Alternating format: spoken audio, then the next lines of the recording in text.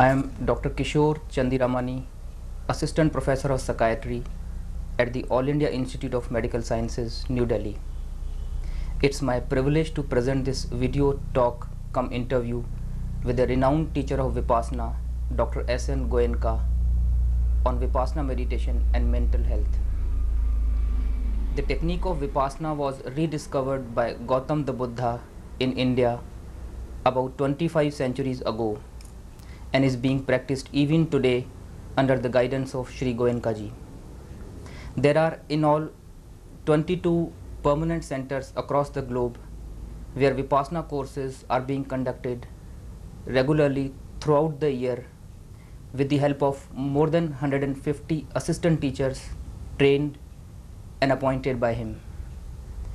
Tens of thousands of people from all walks of life, including various religious leaders, have received the training. We are fortunate to have Sri Goenkaji with us today.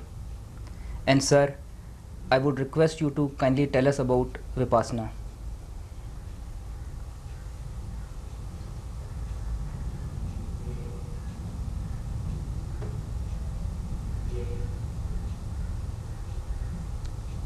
Dr. Chandiramani, friends and social psychiatrists of the world, we are here today to discuss something about Vipassana, a technique which has the same goal as you all are having, the common goal of liberation from suffering.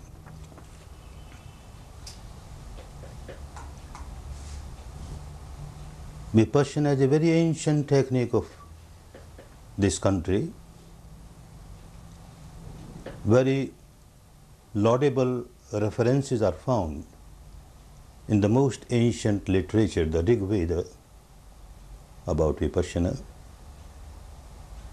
But of course the practice was lost, and Gautama the Buddha rediscovered this technique 25 centuries back, got enlightened by this technique, and out of infinite compassion started distributing it to one and all. From teacher to pupil, from generation to generation, this technique kept on helping the country, the people of this country, for about 5 centuries. After that, the purity of the technique was lost, and therefore the efficacy was lost, and the technique got lost. It went to many neighboring countries. There also, due to one reason or the other, the technique got lost. But one neighboring country, Burma, maintained it in its pristine purity from teacher to pupil, from teacher to pupil, from generation to generation till today. Although it was maintained by very few number of people, but still it was maintained, and that is why we are getting it in its pure form. Let us see what is Vipassana. The word Vipassana means observation. To observe the reality as it is, in its true nature, in its true characteristic, as it is, not as you would like it to be, but as it is. The reality pertaining to your own self. It is a process of self-realization, a process of truth realization, a process of exploring the truth pertaining to oneself, within oneself, by oneself. the truth pertaining to the entire physical structure, the corporeal structure, from the grossest reality to the subtlest reality of this corporeal structure. The exploration and realization of the truth pertaining to the mental structure, from the grossest reality to the subtlest reality. Mind and matter. And transcending the entire field of mind and matter, one experiences something which is beyond mind and matter, something which cannot be explained in words. One can understand its reality only by direct experience. One has to start exploring the truth at a very gross level, the gross level of mind, matter, the interaction of the two, how they are interrelated, how they keep on interacting, how they keep on influencing one, how one gets influenced by the other, and the whole process, without knowing which, one keeps on generating misery and one keeps on multiplying the misery the whole life. The process is not to satisfy the curiosity of somebody.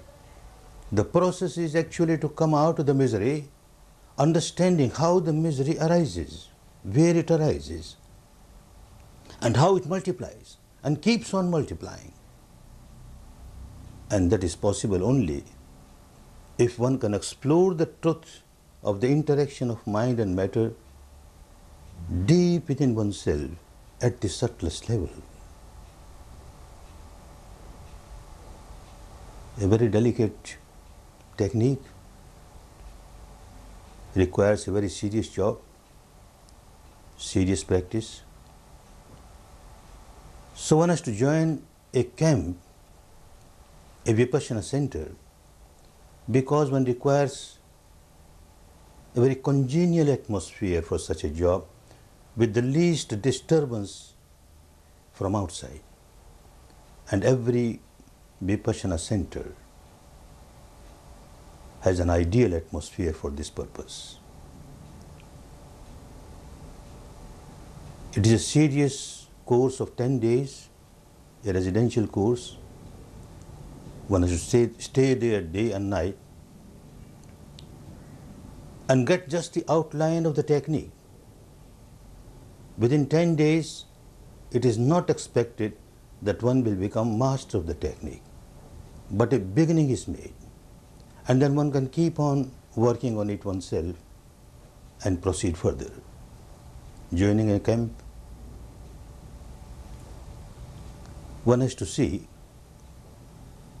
that one should abstain from all unwholesome actions, such actions which disturb the peace and harmony of other beings. One should abstain from killing, from stealing, etc. This is because all these unwholesome actions have the root in the negativity of the mind. And this technique wants you to come out of the negativity. If you continue to produce negativity by performing vocal or physical actions which harm other beings, then certainly you can't purify your mind. So with this first requirement, which we call sila, morality, you try to concentrate your wandering mind. The object for concentration is universal, the same for all human beings. Your own breath, the natural breath, as it comes in, as it goes out. Just keep your attention at the entrance of the nostrils and keep on observing, that means keep on feeling the breath as it comes in, as it goes out. Don't make it a breathing exercise. Never try to regulate your breath. Natural breath, normal breath, as it comes in, as it goes out. The whole technique wants you to observe the nature, the law of nature as it is. The breath comes in and you are just aware it is coming in. The breath goes out, you are just aware it's going out. If it is deep, it is deep. If it is shallow, it is shallow. You don't try to change it. Don't interfere with the natural flow of the breath. Although the work seems very easy, you have to do nothing, just observe. Things are happening naturally. The breath is coming in naturally, it is going out naturally. You are keeping your attention at the entrance of the nostrils and just observing the breath coming in, the breath going out. Yet, because of the old habit pattern of the mind, it will not like to stay on one particular object. It will keep on running here, there, there. Practicing constantly, practicing patiently, persistently, in about 3 days' time you will find your mind is getting concentrated to some extent. To some extent, that means to an extent where you can switch over to Vipassana. The real Vipassana starts on the 4th day. The Shila, which was the base of morality, and the second, concentration of mind, which in the ancient language of this country is called Samadhi, and now the field of Panya, the wisdom, insight. Vipassana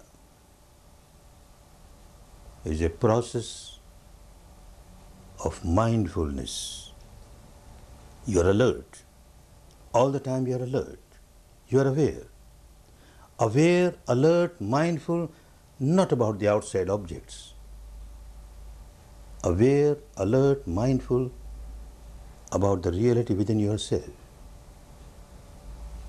As you keep on working, you will find that constantly some sensation or the other is there throughout the body. You start from the top of the head and move towards the tips of the toes.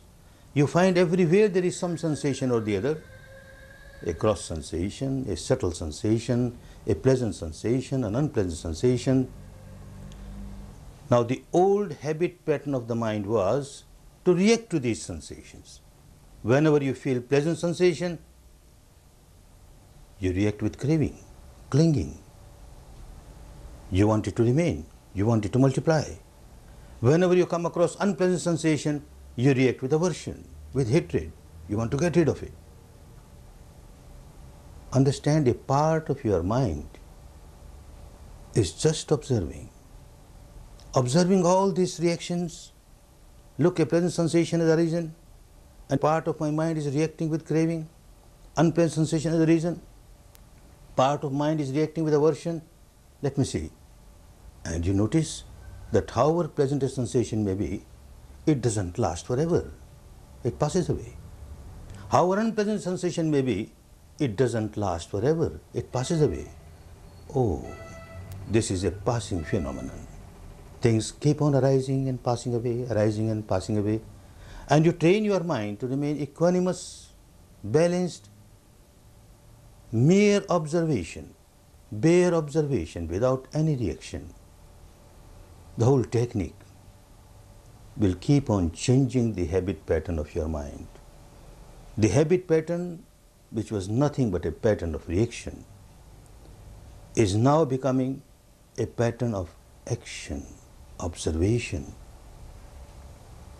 The whole process of observing without reaction starts purifying your mind, taking out all the negativities like craving, aversion, hatred, ill will, fear. Every impurity that makes you so restless, that makes you so unhappy, they get eradicated little by little, little by little. The more and more the mind becomes equanimous, the purer and purer it becomes. Equanimity is purity. And a pure mind is full of love, infinite compassion, infinite sympathetic joy, infinite equanimity. These are the basic characteristics of a pure mind. When there is a negativity, when there is anger, hatred, ill will, animosity, passion, fear, egotism, there's a tension inside, and you start suffering from that tension.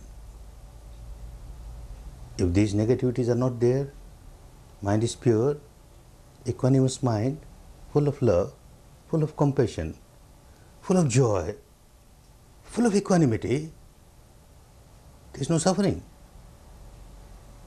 A mind full of love, compassion, goodwill is not a suffering mind. And this is what Vipassana takes us to. Of course, it takes time. Moving your attention from head to feet, initially you come across very gross realities pertaining to the matter, very gross realities pertaining to the mind, and both these mind and matter manifest themselves as sensations on the body. Initially you get very solidified, intensified, gross sensations. Your guide will teach you, just observe, do nothing. Let it be there. See how long it lasts until it passes away. It arises just to pass away. It arises to pass away. And you observe, your mind becomes purer and purer, subtler and subtler. It starts experiencing subtler realities pertaining to the mind, subtler realities pertaining to the matter. These very gross, solidified sensations turn into very subtle vibrations, very subtle vibrations. The entire corporeal structure, which at the apparent level looks so solid, is nothing but tiny atomic particles, and every atomic particle is nothing but a wavelet, arising, passing, so mere vibrations. The entire physical structure is nothing but vibrations. Similarly, the mental structure, at a very gross level, an emotion may arise, anger may arise, hatred may arise, passion may arise, and it is so intensified. But as you observe, it all turns into vibrations, mind or matter, the entire structure is mere vibration. A stage comes. For a good meditator of Vipassana, a stage comes when one feels the entire structure from the top of the head to the tips of the toes is nothing but vibrations of this frequency or that frequency, of this wavelength or that wavelength, but nothing other than vibration.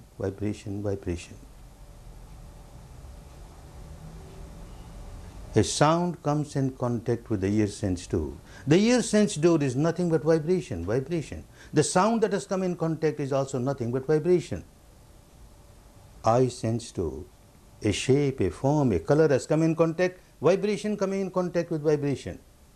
The nose sense door, a smell has come in contact, vibration. The tongue sense door, a taste has come in contact, vibration.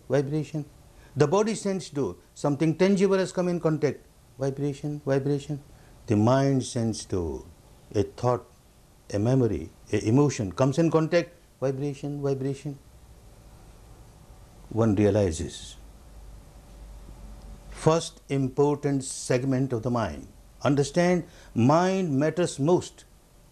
Body is very important because mind has the base in the body. Mind matters most. So now what happens to the mind? How it is working?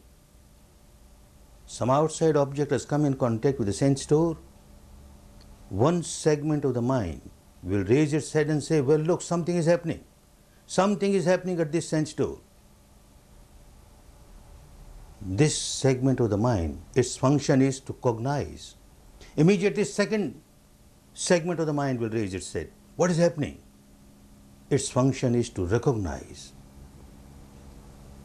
The sensation turns into pleasant or unpleasant when this second part of the mind recognizes it and also gives valuation. Oh, this is good.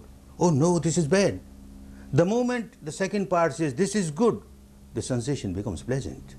The moment the second part of the mind says this is bad, the sensation becomes unpleasant. So this third segment of the mind, its function is to feel the sensations, pleasant, unpleasant, neutral, whatever they are. Then the fourth part of the mind, as I just said, its function is to react. Pleasant sensation and craving starts, clinging starts. Unpleasant sensation, aversion starts, hatred starts. All these six sense doors, some contact or the other is going on every moment throughout the life, and every moment at a very deep level of your mind, a reaction is taking place, craving, aversion, and you are ignorant of it. Craving, aversion, ignorance are the three ills which does not allow one to get liberated from misery. This technique helps you to come out of misery. Learn how to observe your respiration objectively, learn how to observe your sensations objectively, and you will find the doors of liberation get opened. May all of you who have come to this conference today give a trial to this technique by joining a camp and help yourself, and also help those whom you are going to serve. May you all be happy. May you all be peaceful. May you all be liberated. Liberated. Liberated.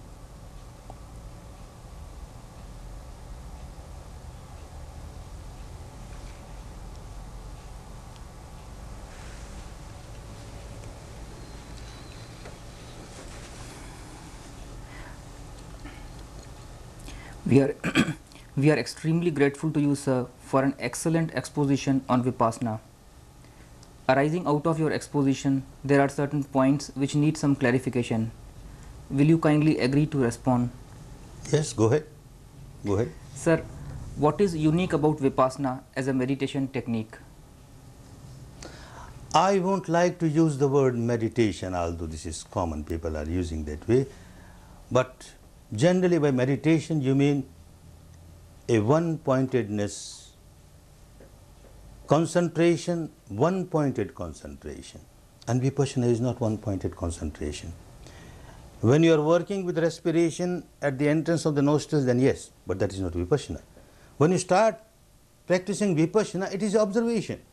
Observation of the reality of this moment which keeps on changing. You keep on changing, things keep on changing, and you just observe. So you don't call it meditation, you call it a technique of observation.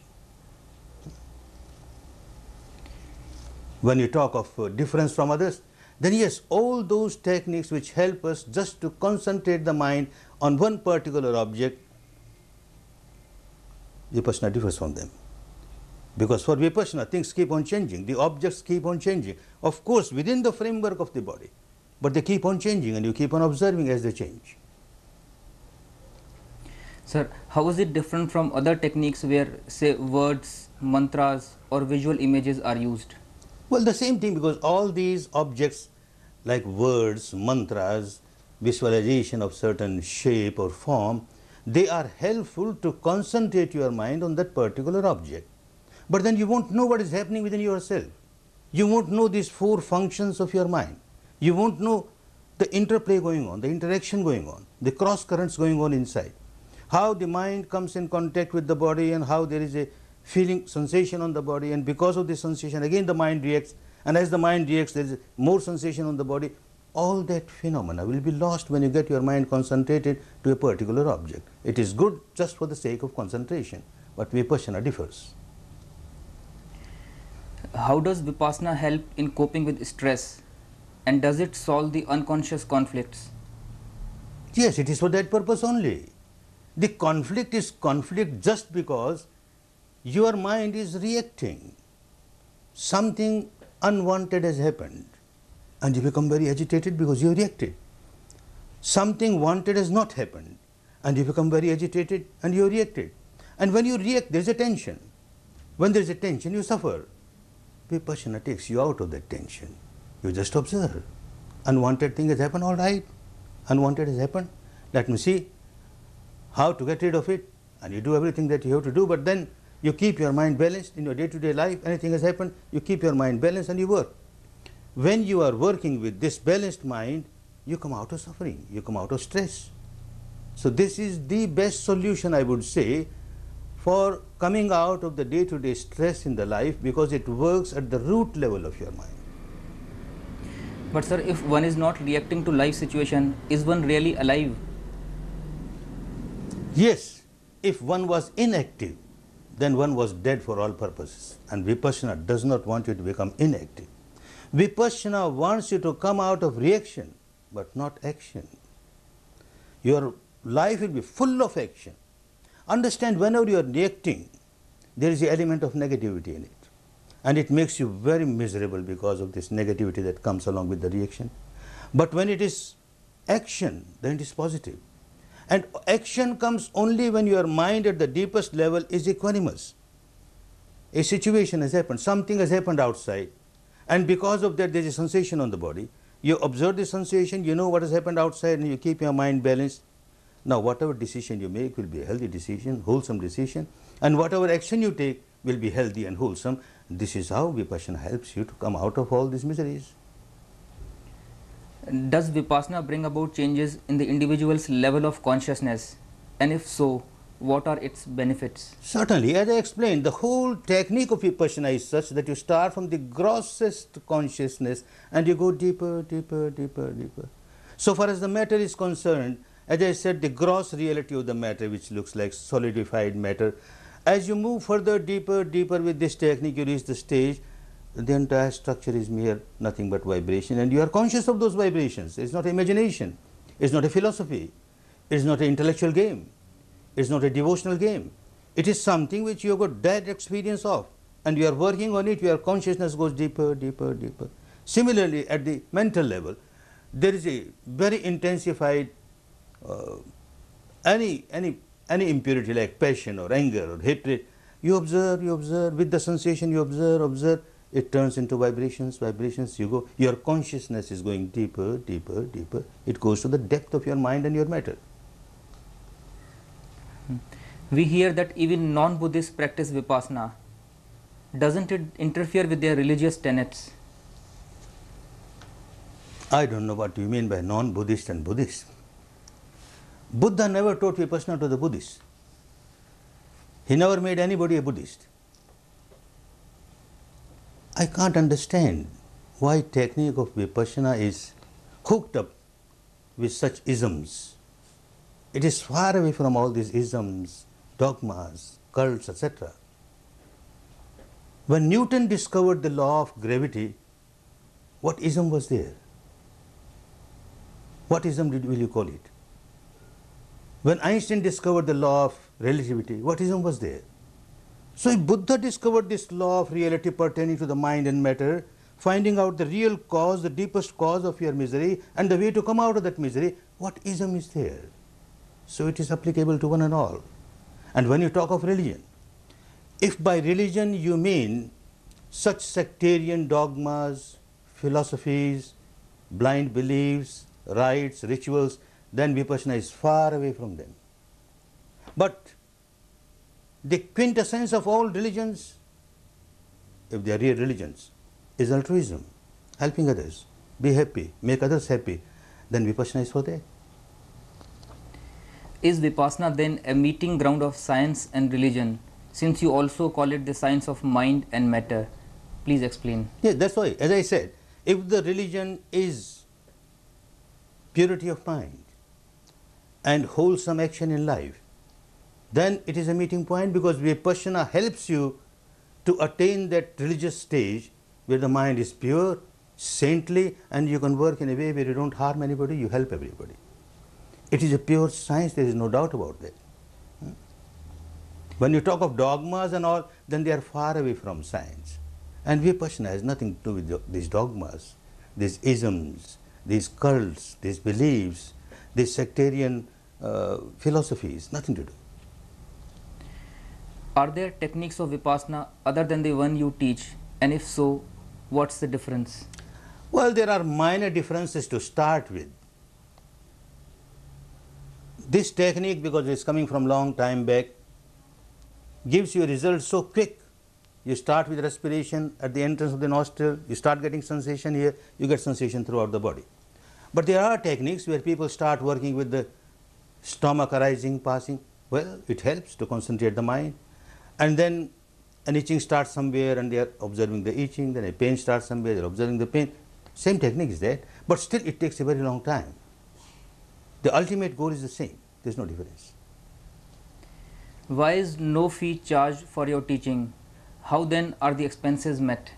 What fee can you give? For coming out of all your miseries of the life, what fees can you give? It is invaluable. The whole technique is so invaluable. The tradition will not allow it to commercialize it. The moment you commercialize it, it will lose its power, its efficacy. And to run this technique around the world, and when anybody gets benefited by it, if the mind gets purified and there is a feeling of love and compassion for others, naturally one feels like helping others. As I got benefit from this technique, may more and more people get benefit from it, may it spread to more and more people. One contributes willingly. If you charge fees, where that willingness is there, there is a forced fees you have to give, because you are staying here for 10 days, what about your boarding, what about your lodging? This is not Vipassana. One is advised to take a Vipassana course under the guidance of a teacher. Will it not foster dependence in the student? Oh no, the whole technique makes you self-dependent. Never remain under the clutches of a guru. No gurudom is permitted in the whole technique. You need a guide for your first lesson. Otherwise you may take a wrong step and get involved in something where you may find more misery than coming out of misery. So a guide, whom you call a teacher if you want, nothing wrong, but that is only to give you the first guidance. And whenever there is a difficulty you can contact. But no teacher will liberate you. You have to work out your own salvation, your own emancipation. Self-dependence is so important in Vipassana. Can people suffering from various mental disorders learn this technique? And do they need any special preparation? Well, the technique is for people who are suffering mentally, because as I said, mind matters most. But then those who come with some kind of mental derangement, they should be able to understand what the guidance is being given. They should be able to work. If they are not at the level where they can understand the instructions given to them, where they can't work, then there is no magic, no miracle. One has to work. So those people who are mentally disturbed, depressed, or anyway disturbed, and they can understand what is being taught and they can work, certainly it helps. No prior preparation is necessary. But of course, for mental cases, we always say that better bring one assistant with you, if need be, and a need might come. So better have an assistant. This assistant should have taken one course of 10 days earlier. Does Vipassana heal the physical body also?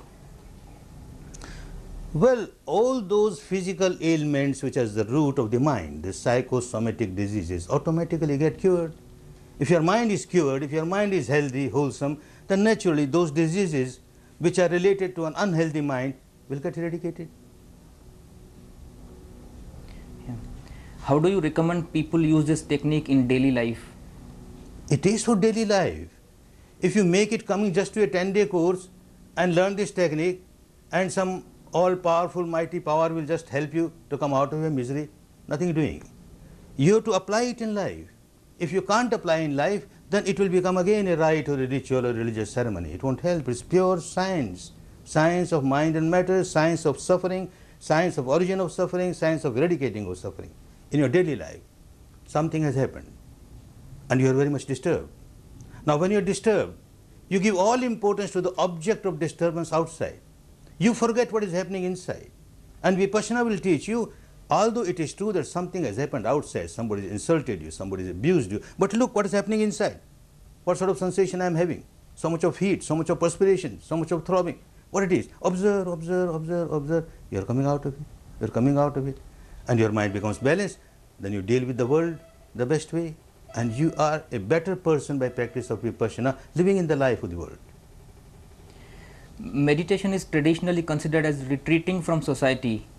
Can it help in solving the burning social problems like poverty, ignorance, ill health, crime, terrorism, drug addiction, communal and ethnic conflicts?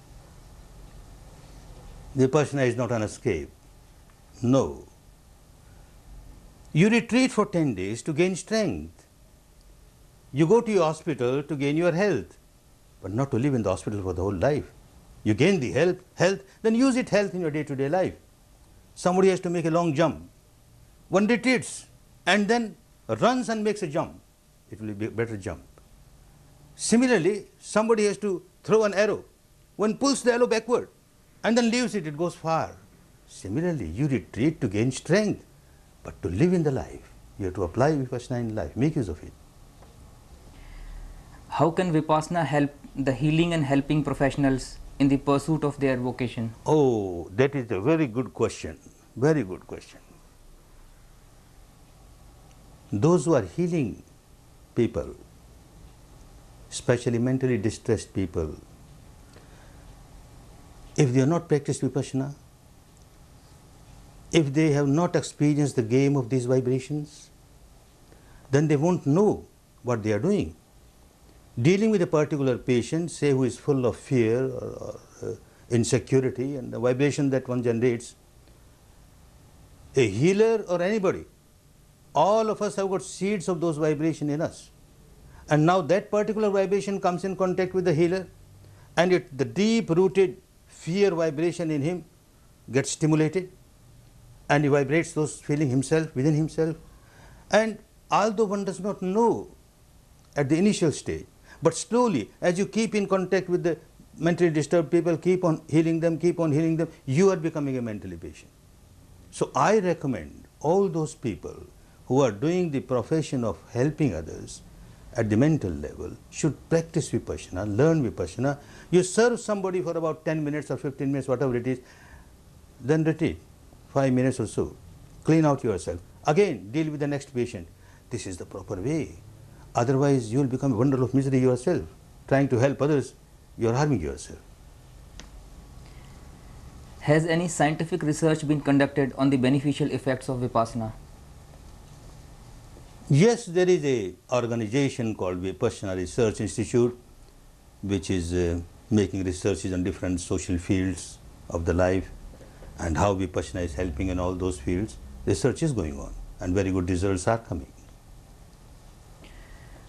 Sir, can you please elaborate further on the role of Vipassana in dealing with current social problems? Oh yes, this is a very important question. Vipassana certainly plays a very important role. It works with the individuals. The problem of society, the base of all the problems of society is the problem of individual. If the individual is healthy, the society is healthy. If the individual is unhealthy, the society is unhealthy, suffering, full of misery. Now, why terrorism takes place? Why these conflicts, sectarian conflicts take place? All those things have the base of the mind of the individual. So much of negativity. One is craving to get some power. One is craving to hit others. All those things are based inside an individual, and Vipassana helps the individual to come out of that. And when one comes out of that, more and more people start coming out of that. The society gets influenced by people who are free from this kind of negativity. Now, more and more people are working with this kind of negativity. The society suffers because of that. One has to work with the individual, but the effect is on the society as a whole. Another important thing is about this addiction. At a very apparent level, it looks one is addicted to alcohol or one is addicted to drug or something. But as you go deeper in Vipassana, with your own practice, you will find that the addiction is actually not to that particular object, the alcohol or drug. The addiction is to the sensation that is generated because of the input of that particular object, the alcohol or the drug. Now, all kinds of sensations are observed by a Vipassana meditator, Vipassana practitioner, and when any kind of sensation that arises, he or she can look at it objectively without reacting to it, without craving for it, without having aversion towards it. This addiction easily goes away.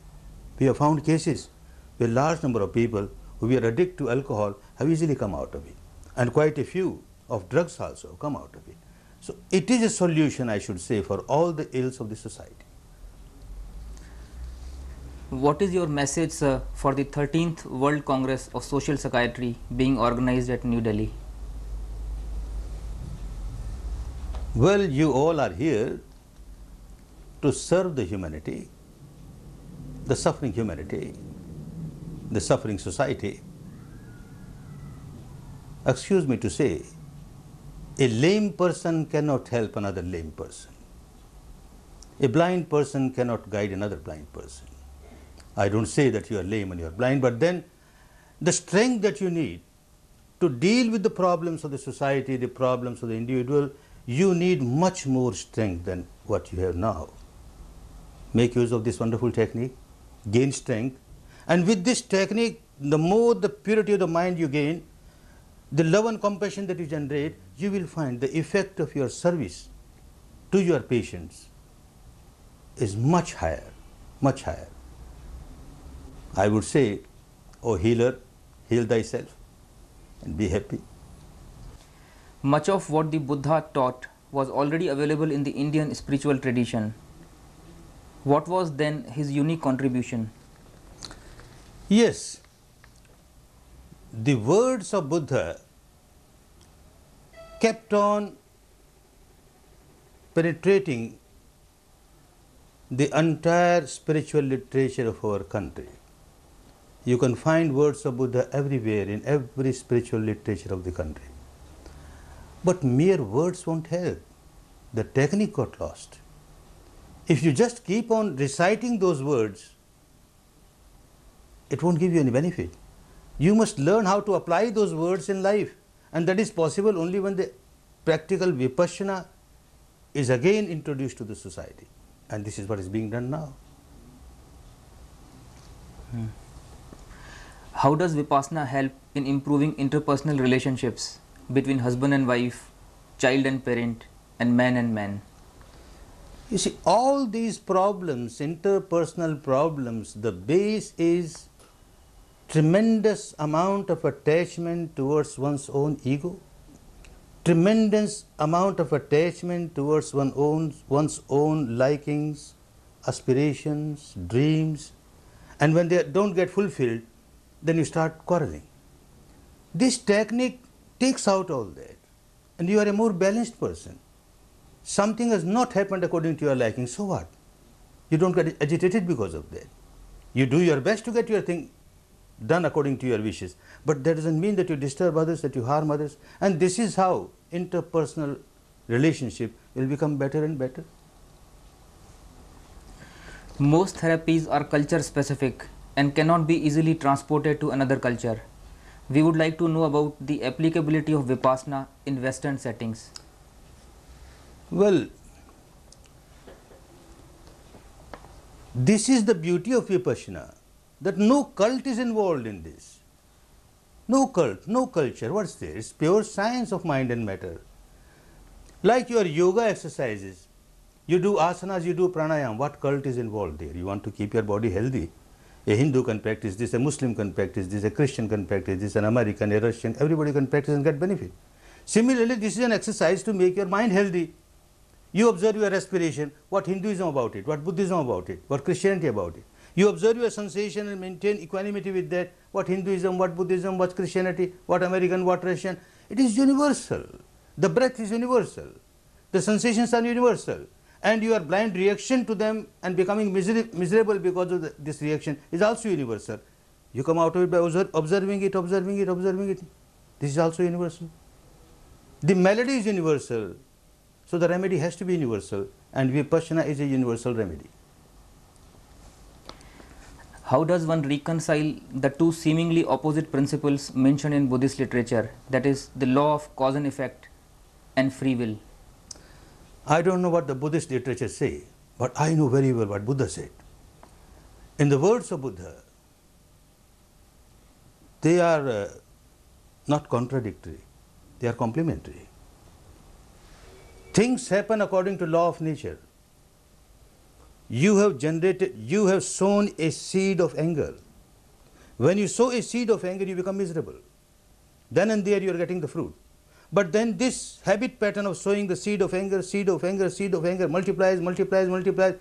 It turns into bigger misery for you. This is law of nature. You sow a seed of love, compassion, you feel so peaceful, so harmonious, so happy. You keep on planting this seed again, again, again, again. You change your habit pattern like this and you get happiness, more and more happiness. When you are planting it, you feel happy. And when the result comes, bigger result comes, you are more happy.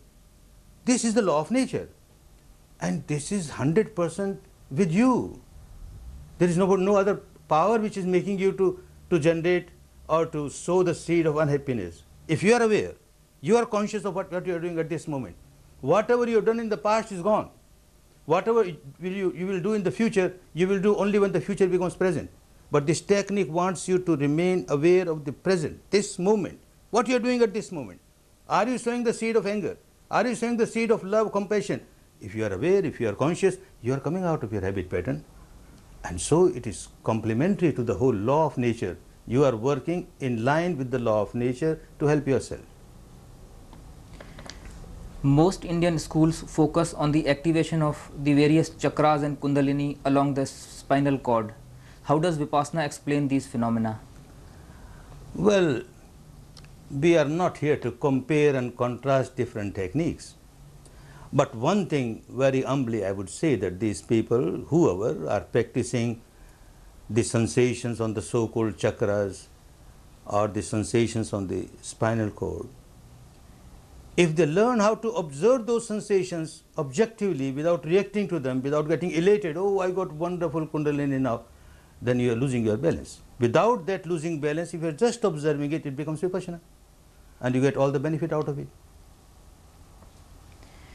Psychotherapy strives to enhance the sense of self, whereas Vipassana negates the self. In what way the latter is beneficial? Not negates the self, it eradicates the false ego. It is just an imaginary ego that you have created yourself, I, this entire physical structure, I, entire mental structure, I, the combination of the two, I, which is not actually I. This is just a phenomenon, changing, changing, changing. If you come out of that mad I-ness and your mind becomes pure, then you will find that it is not a negation. You are making use of Vipassana to live a very healthy life, very harmonious life, very positive life. It doesn't harm in any way. It is to eradicate ego. The focus of modern psychology is on the apparent behavior, emotions and thoughts, while Vipassana deals with the innermost subjective experiences. Are the two approaches contradictory or complementary? They can become complementary. Now, when somebody is observing the phenomena of mind, the emotions, etc. that are arising, I would say that this is only a partial truth being observed. But along with that, if you observe the effect on the body also, what sensations are getting generated because of this particular emotion, and you observe both, you are with the totality of the reality. And when you are with the totality of the reality, it is easy for you to come out of your problem, solve your problem, come out of your misery. When you are dealing with only one part of it, then again, you don't go to the root of the problem. All the roots of your problem, your misery, even your happiness lies connected with the sensations in the body. So sensation of the body is so important. Mind is very important, no doubt. So when I meet physicians, I tell them, I'm sorry sir, but you don't forget the mind of the patient. Mind is very important. You are just working with the body of the patient. And when I meet people like you, psychiatrists, I don't hesitate to say, well sir, you must also take care of the body. Merely mind alone will not help. Mind and matter joined together is the totality of the man. Man matters most with the mind and matter phenomena being understood easily, clearly and fully. Thank you very much, sir. I have been greatly benefited by this interview, and I am sure others also feel the same way. Thank you very much, sir. Thanks everybody.